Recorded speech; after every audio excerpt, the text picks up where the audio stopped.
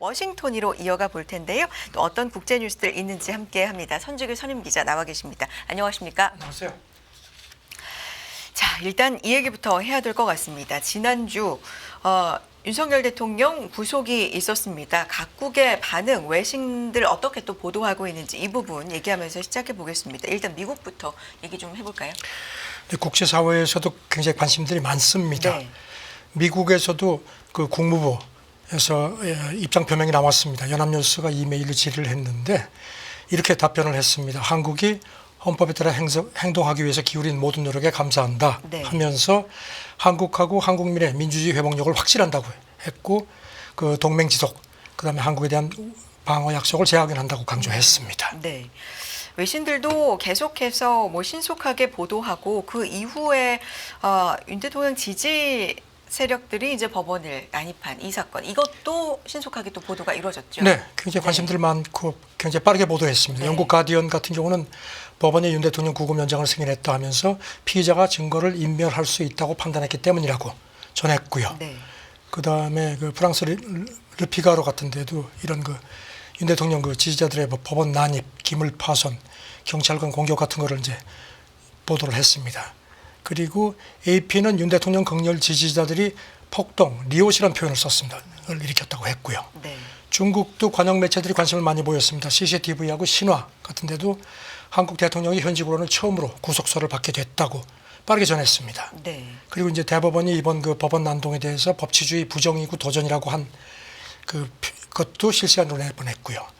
조금 눈에 띄는 보도가 홍콩 사우스 차이나 모닝 포스트에서 나왔는데요. 이렇게 전했습니다. 아직까지 많은 게 불확실하지만 한국이 일본보다 중국이 훨씬 더 가까워지면서 한미일 삼각 파트너십이 흔들릴지 모른다는 관측이 일각에서 나온다. 이거는 물론 이제 중국 쪽 입장인 네, 것 같습니다. 네. 각국의 대표적인 입장들 전해주셨고요. 여기에 2021년 1월에 있었던 미국의 연방의회 폭동과 이번 사건을 연계시키는 그런 외신 보도도 좀 있는 것 같습니다. 파이낸셜 타임스하고 프랑스 AFP가 그렇게 전했습니다. 네. 그러면서 이번에 그 법원 난입한 윤 대통령 지지자들이 도둑질을 멈춰라 이런 표현을 썼는데 이게 당시 그 16 그 의회 폭동 때 그 트럼프 지지자들이 썼던 그런 표현이라는 점을 상기시켰습니다. 네. 그리고 일본도 상당히 관심을 많이 보였습니다. 특히 일본의 그 니온 게이자이 같은 경우는요 이렇게 전했습니다. 네. 윤 대통령 내란 주도 혐의에 대한 본격 수사가 착수됐다 하면서 헌재의 그 탄핵 심판하고 내란 혐의 수사가 동시에 진행되는 이례적 상황이 벌어졌다고 했고요. AP는 이와 관련해서 한국에서는 내란죄가 그 유죄로 판결이 되면 무기 또는 사형에 처해진다는 점을 네. 상기시켰습니다. 알겠습니다. 자, 트럼프 2기 취임 얘기로 이제 넘어가 보도록 하겠습니다. 20일 트럼프 당선인 이제 트럼프 대통령으로 백악관에 다시 복귀하게 되는 이제 취임식을 갖습니다. 취임식에 대한 여러 가지 얘기 좀 전해주실 텐데 일단 한파가 심해서 실내 행사로 바뀌었다고요? 취임식 당일 그 예보를 보면 워싱턴 DC가 영하 섭씨 영하 6도 네. 정도니까 그야말로 북극 한파 예보. 그래서 그런지 트럼프가 지시를 했다는 겁니다. 원래는 실외에서 그 퍼레이드 그 의사당에서 쭉 그 모니먼트까지 이제 그걸 이제 거기 이제 사람들이 꽉 차서 이렇게 하는데 그거를 취소를 하고 그냥 의사당 내에서 하기로 했습니다. 이렇게 되니까 이제 1985년에 레이건 2기 때도 실내에서 했거든요. 그 이후에 40년 만에 처음입니다. 그렇게 되니까 이제 아주 극히 제한된 그 초대 인원만 취임식을 직접 볼 수 있게 됐습니다. 네. 당초에는 좀 대규모 인파가 볼 수 있는 그렇죠. 환경이었는데 이게 좀 바뀌었다. 그래도 네. 취임식 당일을 포함해서 행사 기간에 한 25만 명 정도가 워싱턴 DC를 찾을 걸로 미국 당국이 이제 예상을 하면서 이제 경호 최근에 완전 특별히 해서 그 백악관 쪽에서 의사당까지 한 2m 높이 철제 펜스를 쭉 쳐서 이 펜스 전체 길이가 한 48km 정도. 네. 아주 삼엄한 보안을 하는 모양입니다. 네. 이미 그 전에도 말씀드렸지만 취임식 전날 현재 시간은 일요일 날 오후니까 이제 곧 시작이 됩니다. 그 의사당 인근의 그 대형 실내 경기장 캐피털 원 아레나에서 마가 그 승리 집회 행사가 이제 곧 시작이 되고요. 취임식은 이제 뭐 예배부터 시작해서 당일 저녁 무도회까지 이제 쭉 이어지는데 퍼레이드는 취소되는 걸로 그렇게 보도가 되고 있습니다.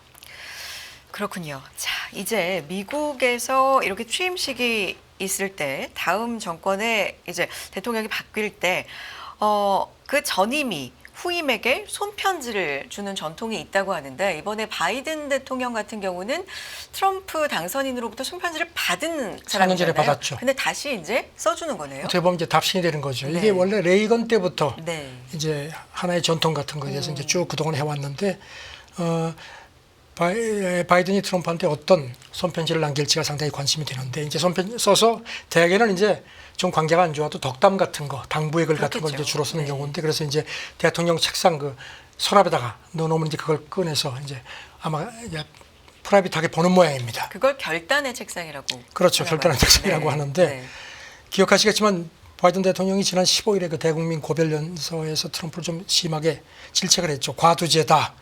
뭐 권력남용 미국 사람들이 견제달라고 당부를 했는데 그래도 지금 관측은 손편지에는 사려 깊은 격려가 담기지 않겠느냐 그런 관측이 나옵니다. 네. 그리고 또 그 2021년 1월 당시 이제 트럼프가 떠나면서 바이든한테 이제 손편지를 남긴 것도 상당히 관대한 내용이었던 걸로 그렇게 돼 있고 보니 바이든도 그 손편지가 매우 품격 있고 충격적일 정도로 관대했다. 자기는 상당히 좀 그럴 줄 알았는데 그래서 아마 거기에 대해서 그런 식의 그 답신을 하지 않겠느냐. 그리고 또 트럼프가 당시에 손편지를 남긴 것도 의외였다는 그런 얘기도 있습니다. 그러니까 당시 상황이 좀 그랬잖아요. 안 좋았죠. 그때 네네. 뭐 의사당 난입도 네네. 있었고 막 그래서 분위기가 별로 안 좋았는데 일단 손편지는 상당히 그래도 좀 이렇게 좀 온화하게 된 걸로 돼 있어서 이번에도 그러지 않겠느냐 하는 관측입니다. 알겠습니다. 다음 얘기도 넘어가 보겠습니다. 관련된 얘기인데 앞서서도 저희 시장 얘기 전해드리면서 이 코인 시장에 대한 얘기도 했었습니다. 이르면 취임 이래 비트코인 행정명령을 발표할 것이다. 블룸버그 보도네요. 네, 그 비트코인을 이른바 기묘한 국가 필요로 네. 지정을 하는 행정명령을 발표할 것 같다. 물론 이제 확정적인 건 아닙니다. 그렇게 했는데 트럼프 쪽에서도 뭐 그런 식으로 얘기를 했고요. 그래서 지금 이 행정명령이 이게 발표가 되면은 트럼프 2기 행정부의 모든 기관들이 디지털 자산 정책을 재검토하고 암호화폐 관련 소송도 중단하는 내용이 담길 것 같다는 겁니다. 네. 아무래도 이런 것들이 다 반영이 돼서 이제 주말 사이에도 코인 가격들이 움직였었는데 일단은 코인 시장에는 굉장히 좀 호재가 될 거다라는 그렇죠. 관측이 지배적이잖아요.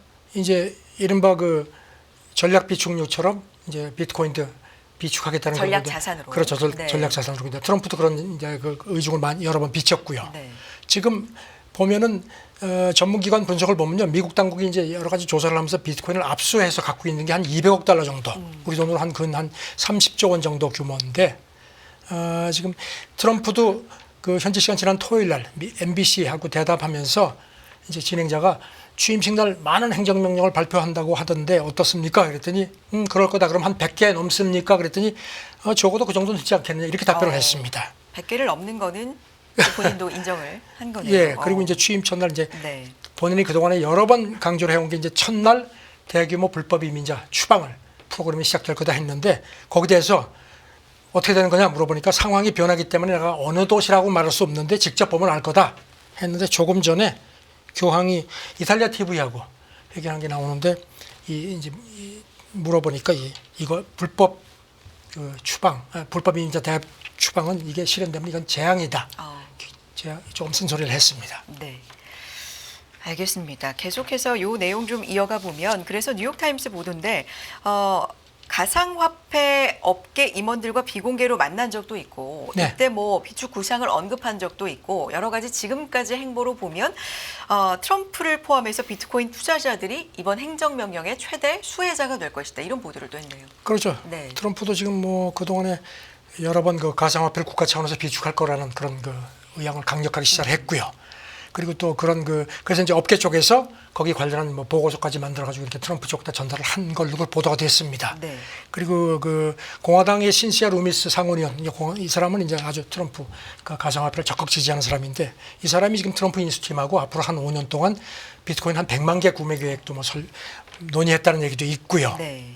그런데 지금 정권 인수팀 대변인은 뭐 여기 대해서 입을 꽉 다물고 있습니다. 그런데 이제 트럼프 팀은 비트코인을 이렇게 전략 비축하는 경우가 이제 국가 부채 여기서 이제 수익이 나오니까 그런 것도 좀 줄이는 효과도 있고, 그 다음에 이제 세계 경제가 지금 미국의 그 주도권이 조금 흔들리는데 이제 이런 게 디지털 자산이 이제 갖춰지면 미국이 주도권을 다시 갖출 수 있도록 하려는 그런 바람도 있다는 겁니다. 네. 그런데 이제 말씀하신 것처럼 그 좀 비판적인 시각도 많습니다. 왜냐하면 작년 9월에 트럼프가 가상화폐 벤처 캐피탈 월드 리버티 파이낸셜을 출범시켰거든요. 그래서 이제 미국의 그 저명한 경제학자 에스워 프라사드 코넬 대학 교수가 자기가 보기에는 비트코인 그 비축 구상이 전혀 합리적이거나 전략적이지 않다. 그러면서 비트코인 투자자들한테는 확실한 호재지만 미국 납세자들한테는 이건 좋지 않다. 이렇게 또 경고를 했습니다. 네. 스테이블 코인도 상당히 좀 관심을 좀 많이 받으면서 이 관련된 코인의 가격도 많이 뛰었는데, 관련돼서도 그러니까 달러를 기반으로 한 코인들 이런 것과 연관지어서도 그래서 이제 네. 미국 경제의 주도권을 다시 확고하게 하겠다는 그런 계산도 트럼프 팀이 갖고 있다는 겁니다. 그런 얘기가 나오는군요. 알겠습니다. 이 가상화폐 시장 좀 지켜보겠고요. 다음 얘기 넘어가 봅니다. 틱톡이 또 이게 어떻게 되는 건지, 누구한테 넘어가는 건지, 언제부터 중지가 되는 건지, 이게 또 뜨거운 관심사인데요. 틱톡 얘기 좀 해주세요. 어떻게 돌아가고 있는지. 어제 밤늦게부터 이제 외신들이 전한 걸 보니까 일단 그 틱톡은 금지가 됐죠. 네. 그런데 상황이 좀 달라지는 것 같습니다. 트럼프도 자기 그 소셜 미디어 트루스 소셜에 글을 올렸는데 오늘 새벽에 이제 그게 보도가 됐는데요. 틱톡 모기업 중국 바이트댄스하고 낸스죠. 그리고 미국 기업 합작법인을 만들어서 이제 매각이 아니고 미국이 지분 절반을 갖고 공동 운영하는 그런 구상을 제시를 했습니다. 네. 그리고 이와 관련해서 틱톡 금지법 시행을 이제 앞서도 말씀드렸지만 최장 90일까지 유예할 수 있는데 그거를 유예하는 행정명령도 발표를 할 게 거의 확실한 것 같습니다. 네.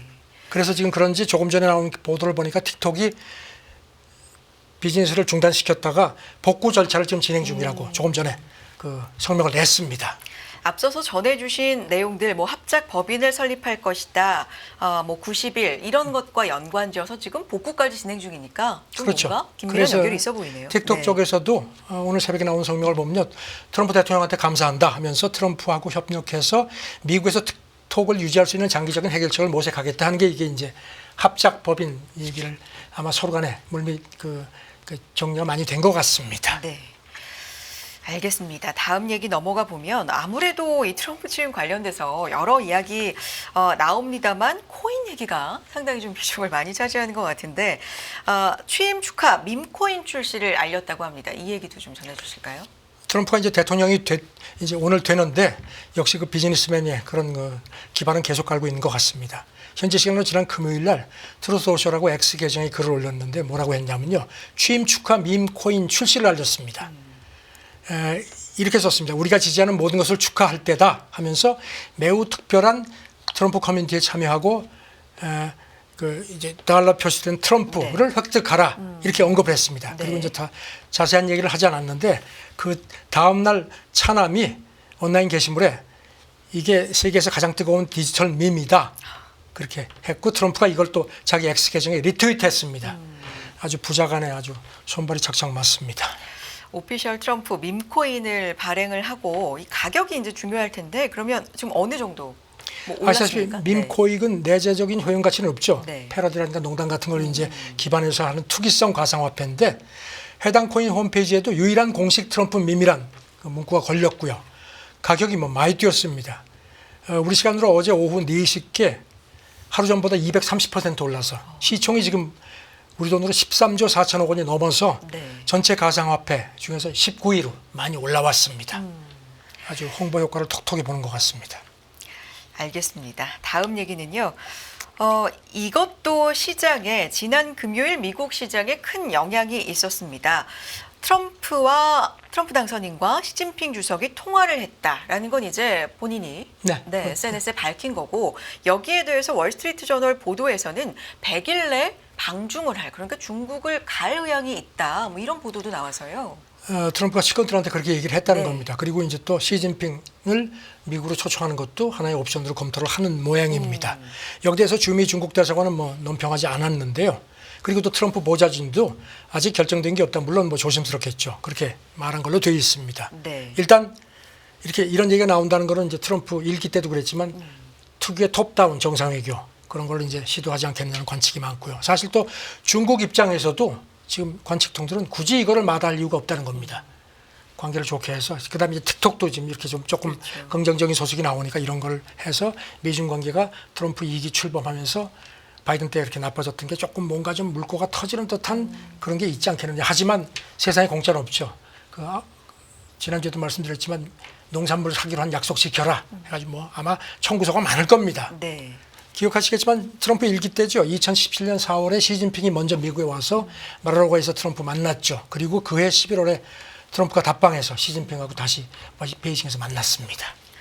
통화를 하면서도 뭐 무역에 대한 얘기도 했고 펜타닐에 대한 얘기도 했고 여러 가지 좋은 얘기 많이 했다 뭐 이런 얘기를 했었고 만약에 이것은 뭐 측근들한테 밝혔다는 얘기지만 100일 내 방중을 하게 되면 1기 때보다도 훨씬 좀 빨리 만나는 거죠. 훨씬 빨라요. 네. 그렇죠. 공식적으로 되면 네. 빨라지는 거죠. 네. 이런 부분까지 어떻게 진행되는지 지켜볼 부분인 것 같고요. 미국 내 그럼 여론은 어떤지 이 부분도 한번 짚어보겠습니다. 미국민들은 트럼프 개인보다는 정책을 지지한다. 뉴욕타임스 보도 뭐 이렇게 나와 있네요. 네. 트럼프 취임 앞두고서 이제 조사를 해봤더니 네. 트럼프를 지지하지 않는 사람, 미국 사람들 중에서도 상당수가 국가 상황에 대한 트럼프의 암울한 평가에는 공감을 한다는 겁니다. 그리고 트럼프가 내놓은 어떤 정책, 조금 강한 정책이지만 일부는 지지하는 걸로 나타났다는 겁니다. 네. 수치로 보면 대선 득표율이 49.9%인데 특히 불법 이민, 그다음에 대외 군사 개입, 성소수자 문제 같은 데서는 트럼프를 싫어하는 사람들도 그거는 꽤 정책이 나름 합리적이라는 식의 반응을 보였다는 겁니다. 네. 특히나 이제 불법 체류자 추방 첫날부터 강하게 할 것이다 이런 얘기 이제 해왔는데 여기에 대해서는 어떻습니까? 한 절반 이상이 하고 네. 특히 범죄 전과가 있는 불법 체류자 추방은 87%가 지지하는 걸로 되어 있고요. 그다음에 이제 이민자 문제에 대해서 이민자가 나라를 강하게 만든다에 동의한 비율이 56%인데 이제는 우리의 짐이다 하는데도 한 41%가 고개를 끄덕였다는 겁니다. 네. 또 어떤 질문이 있었습니까? 그리고 이제 미국이 이제 국제 문제에 적극 관여했으면 좋겠느냐 아니면 국내 문제에 더 치중하면 좋겠느냐 했더니 후자 쪽이 훨씬 반응률이 높았고요. 네. 이게 트럼프 1기 때는 비슷비슷하게 나왔는데 확실하게 이제 미국 우선주의 쪽으로 많이 기울었다는 겁니다. 그렇군요. 그 밖에도 조사된 게 또 있어요. 그리고 이제 특히 트랜스젠더 남성에서 여성으로 전환한 사람이 이제 여성 경기에 스포츠에 참여하는 거에 반대하는 데는 한 80%니까 이 부분은 트럼프가 조금 좀 먹혀 들어간 것 같다는 분석입니다. 관세 부분에 대해서도 질문이 있었을까요? 관세 쪽에서도 할 거다 하는 쪽이 훨씬 더 높게 그러니까 나타났습니다. 관세를 공약한 것처럼 좀 강하게 할 거다 할 하는 것이다. 쪽이 꽤 높게 나온 걸로 되어 있습니다. 그렇군요. 알겠습니다. 민주당 지지자의 3분의 2, 공화당 지지자의 80%는 정부가 스스로를 위해 봉사한다 이렇게 답했다고 하는데 이건 어떤 그러니까요. 해석이 이거는 나옵니까? 네. 당 지지 성향하고 관계없이 응답자의 상당수, 그건 한 80%가 정부는 국민이 아니고 스스로를 위해서 봉사하는 거다. 우리는 기대 않는다. 이런 식의 좀 회의적인 반응을 보였다는 거고요. 네. 특히 3분의 2 응답자 같은 경우 경제가 부유층에게 불공정하게 유리하다는 인식을 보인 걸로 되어 있고요. 그리고 이제 트럼프가 이제 정적에 대한 반감을 많이 보이는데 그래도 기소하지 마라 73%. 절대 그렇게 하면 안 된다가 한 절반가량으로 나타났습니다. 트럼프가 과연 이런 조사 결과에 어떤 반응을 보일지는 모르겠습니다. 네, 아무래도 오늘 트럼프 2기 취임 이제 정말 다시금 또 출발을 알리는 날이기 때문에 트럼프 관련된 이야기로 자세하게 지금 전해주고 계십니다. 또 하나 살펴볼 내용이 사실 당장 내가 취임하자마자 전쟁 끝내겠다 이런 얘기를 하면서 일각에서 나왔던 얘기는 노벨상을 노린다. 노벨 평화상을 노리는 거다. 이런 얘기가 있었는데 다시금 이런 얘기가 좀 불거지네요. 그게 또 불거집니다. 지금 네. 영국 더 타임스가 해설을 했는데요. 이렇게 취임 당일 전쟁 끝내겠다고 했다가 이제 물론 그거 믿는 사람들이 그렇게 많지 않았지만 슬그머니 지금 한 6개월 정도 필요한 식으로 이제 발을 뺐다는 점을 이제 상기시키면서 그러면서 더 타임스가 노벨 평화상을 노리는 것 같다는 겁니다. 트럼프가 이제 종전을 빨리 하기 위해서 우크라이나 영토 양보를 압박하는 것 같은 분위기가 있었죠. 그러니까 이제 미국 내에서도 그게 뭐야 푸틴 밀어주는 거야 이런 식의 이제 회의적인 시각이 있으니까 그걸 좀 의식을 해서 슬그머니 6개월 정도 걸릴 거라는 식으로 발을 빼고 그러면서 이제 이게 어떻게든지 우크라이나 종전을 자기가 좀 주도해서 상을 받으라는 거라는 그런 관측이 또 부상하는 모습입니다. 그러니까 입장에 좀 미묘한 변화가 감지가 되는데 그렇죠. 네, 이런 부분도 상과도 관련이 있는 것 같다라는 분석. 여기 대해서 네. 그 헥세스 국방장관 지명자도 그렇고 루비오 국무장관 지명자도 최근 인터뷰에서 이렇게 얘기를 했습니다. 트럼프가 우크라이나를 포기할 거냐 그랬더니 가능한 한 우크라이나에 유리한 상황을 만들고 싶지만 전쟁은 끝내야 된다. 그렇게 얘기했습니다. 그러니까 어떻게 이제 우크라이나가 조금 불리할 수도 있다는 걸 살짝 시사를 한 걸로 보입니다. 네. 그리고 앞서서 말씀해 주신 것처럼 트럼프 당선인의 입장 변화가 어느 정도 좀 국제 여론을 의식하기도 하고 뭐 상과 연관시키는 의견들도 있고. 글쎄 네. 뭐 상하고 연관시키는 건 그렇지만 일단 푸틴을 너무 밀어주는 것처럼 보이는 네. 거는 본인도 좋지 않다고 판단을 하는 것 같다는 겁니다. 네. 그리고 또 트럼프가 그 아베 신조 그 예전에 그 일기 때 제일 먼저 만났죠. 당선되고 나서. 그때도 자기가 그 연설할 때 그 아베 신조 당시 그 총리가 자신을 평화상 수상자 후보로 추천해서 상당히 만족감을 드러냈는데 이번에 그 아베 그 부인을 말하고 해서 만났을 때도 그걸 다시 얘기를 했다는 겁니다. 네. 그리고 또 더 타임스 보도는요. 트럼프가 첫 임기 때 기억하시겠지만 이스라엘하고 일부 아랍국들이 관계 개선했죠. 그게 이제 에이브라함 협정인데 그거에 얘기를 하면서 내가 이거 가지고도 노벨상 받을 수 있는데 왜 오바마만 받았어? 오바마가 2009년에 평화상 받았거든요. 그러면서 불만을 드러낸 적이 있습니다. 그래서 노벨상을 받는 데 대한 상당한 집착을 의지가. 하는 것 같다는 네. 관측입니다. 알겠습니다. 다음 얘기 넘어가 봅니다. 그래서 트럼프 복귀로 이제 국제 질서라든지 외교라든지 뭐 여러 경제 관련도 그렇고요. 정말 격변이 예상이 되고 지난해부터 각각 각 국 나름대로 대비가 아주 분주했습니다. 이 얘기를 좀 해주세요. 그렇죠. 뭐 여러 가지가 있는데 가장 최근 거에 좀 두드러진 게요. 네. 러시아하고 이란 정상이 지난주에 만났고요. 그 이란 대통령이 크렘린궁에서 푸틴 만나서 그 포괄적 전략적 동반자 조약 서명을 했습니다. 네. 아시다시피 러시아가 작년 6월에 북한하고도 같은 조약을 맺었죠. 서방도 뭐 특히 유럽이 아주 분주합니다. 스타머 영국 총리가 취임 후 처음으로 그 지난주에 우크라이나 갔죠. 그래가지고선 젤렌스키하고 100년 동반자 조약에 서명을 했습니다. 그래서 네. 100년 동반자 조약이라는데 네. 어떤 상징성이 큰 것 같습니다. 이 밖에 무슨 뭐 독일 국방장관, 뭐 폴란드 총리, 이탈리아 국방장관 잇따라 키우고 갔습니다. 그래가지고 그런데 지금 유럽 지도부가 트럼프 취임하면은 이제 우크라이나 지원 같은 게 옛날 같지 않을 거로 보고 유럽 자구책 마련에 분주한 것 같습니다. 네. 알겠습니다. 이 와중에 유럽연합은 트럼프 관세 위협에서 이 동병상련이라고 해야 될까요? 멕시코 25년 만에 무역협정 현대화에 합의했다고 하는데 이 내용도 전해주실까요? 2000년에 그 무역협정을 그 발효시킨 게 있는데요. 그걸 이제 그동안에 좀 업그레이드 하려고 네. 여러 번 접촉을 했는데 서로 이해가 부딪히니까 안 되다가 안 됐다 싶었든지 급하게 지금 확 합의가 됐습니다. 그 기존 협정에 비해서 상호 관세 인하 폭이 확대되는 게 골자입니다. 그다음에 유럽연합 정상회의 상임의장이 취임 후 처음으로 지난주에 시진핑하고 통화도 했고요. 그래서 지금 뭐 이런 여러 가지, 그러니까 지금 그 트럼프의 어떤 방향성이 지금 확실치가 않으니까 그래서 이제 그런데 대비하는 모습들이 분주합니다.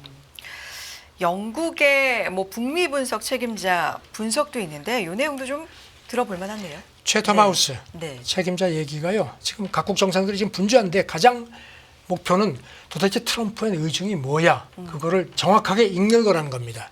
진짜 어떤 단순히 이익을 얻으려고 하면은 좀 가서 뭐 주고 이렇게 하면 되는데 진짜로 트럼프가 이제 캐나다, 그린란드 뭐 미국으로 와라 뭐 이런 식도 얘기도 하고 그래서 이제 그렇게 큰 그림을 진짜 그리면은 그래서 뭐 대만이라든가 우크라이나까지 포기하면서 뭔가를 하려면 동맹들이 이제는 과거처럼 해서는 안 된다는 겁니다. 그렇게 되면 미국을 대신할 수 있는 파트너를 찾아야 되는 게 아니냐는 그런 생각까지 있다는 겁니다. 네. 그럴 경우에 유럽 입장에서는 중국하고 관계를 강화하는 게 가장 현실적인 대안이 되지 않겠느냐. 이 사람부터 이렇게 봤습니다. 좀 의중을 정확히 파악하는 게 진짜 중요하다. 그러면서 트리더 총리 예를 또 들기도 했네요. 트리터는 네. 그래서 막 급하게 막 갔는데, 말하고 가서 네. 뭐 밥 먹고 했는데 뒤통수 맞았다. 그래서 지금 트럼프 의중 파악이 정상들에게 가장 화급한 숙제다. 이렇게 또 거듭 지적을 했습니다. 알겠습니다. 다음 얘기를 마지막으로 좀 해보겠습니다. 연준이 녹색 금융을 촉진하기 위해서 협의체 만들었죠. 녹색 금융 협의체. 근데 이 탈퇴를 선언했습니다. 이건 어떤 의미가 그러니까 있습니까? 지금 보면 뭐 월가 네. 쪽에 금융사들도 잇따라 그 이런 그 뭐 기후 이니셔티브 탈퇴했죠. 그다음에 미국 기업들도 그 ESG 잇따라 뭐 빠지고 있는데 지금 급기야 연준까지 녹색 금융 협의체 탈퇴를 선언했습니다. 네. 이게 2017년 12월에 출범했고요. 작년 12월까지 한 90개국 144개 기관. 우리는 한국은행하고 금융감독원이 2019년에 가입을 했습니다. 우리도 가입이 돼 있네요. 가입이 되어 네, 있습니다. 네. 연준이 이거를 이제 탈퇴를 한다고 하면 어떻게 해서 이제 이유를 댔냐면요. 그동안에 그 성과가 많았는데 협의체 활동 영역이 점점 확대되면서 연준 법적 권한을 넘어가는 광범위한 사안들이 다뤄져 왔기 때문에 우리가 빠진다 했는데 이게 트럼프 2기 출범과 연계됐다는 뭐 관측들이 많습니다. 아시다시피 트럼프는 지금 뭐 기후변화 주장 사기라고 아주 노골적으로 비판해온 상황입니다. 그러게요. 시기적으로 탈퇴 시기가 이제 취임을 정말 코앞에 앞둔 시기여서 관련된 추측들도 좀 나올 수 있을 것 같네요. 여기까지 듣도록 하겠습니다. 국제뉴스 선재규 선임 기자와 함께했습니다. 고맙습니다. 네, 감사합니다.